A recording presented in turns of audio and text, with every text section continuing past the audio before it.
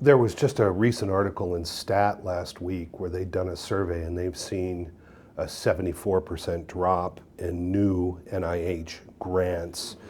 You've mentioned yourself that you were relying heavily for some of your clinical trial platforms to utilize NIH funding. Have you seen drop-offs for what you're trying to do, or has that not been your experience? Oh no, we've seen huge drop-offs. I've had to lay off most of my team. Wow.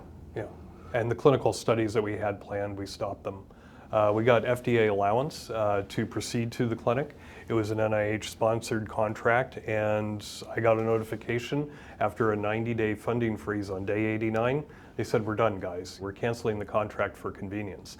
Now, this went to the courts by states. They canceled a lot of grants and So contracts. you had to go to court on No, that. I didn't You go to court, but the states did. Okay. So the state of Massachusetts, and I think there were like 20 some states that filed lawsuit that their grants were being cut by the NIH. This was congressionally appropriated money.